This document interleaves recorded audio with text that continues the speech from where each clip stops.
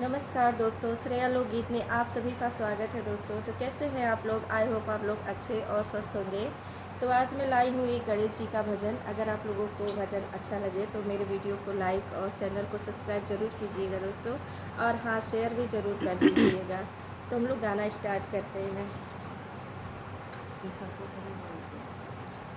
आए हैं गौरी गणेश आज मोरे अंगना में।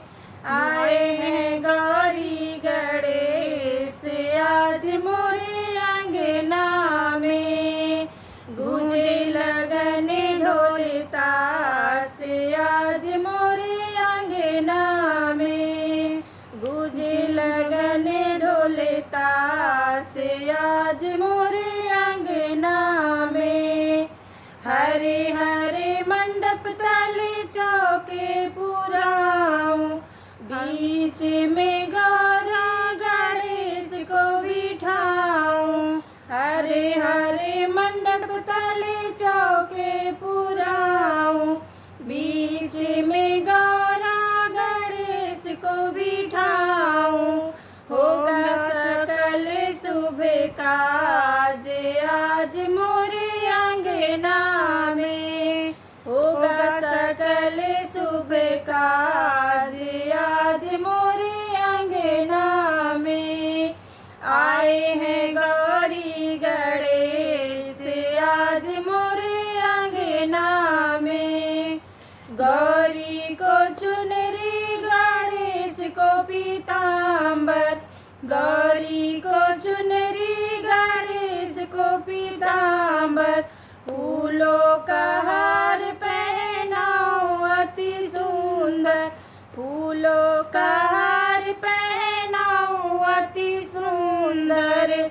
माथे सजे सिंदूर लाल आज मोरे अंगना में।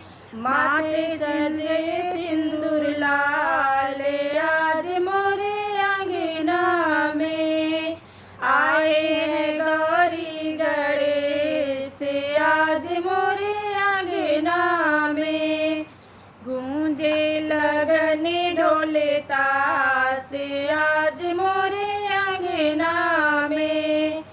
अक्षत चंदन धूप और बाती। अक्षत चंदन धूप और बाती। चौमुख दिया ना जलाऊं दिन राती। चौमुख दिया ना जलाऊं दिन राती। भोग लगेगा भर थाल आज मोरे अंगना में। आए हैं गौरी गणेश आज मोरे अंगना में। गूंजे लगन ढोल ताश आज मोरे अंगना में। गौरी माँ देंगी सुख सौभाग्य। गौरी माँ देंगी सुख सौभाग्य। गणपति देंगे शुभ और लाभ। गणपति देंगे शुभ और लाभ। विघ्न का होगा विनाश आज मोरे अंगना में। विघ्न का होगा विनाश आज मोरे अंगना में।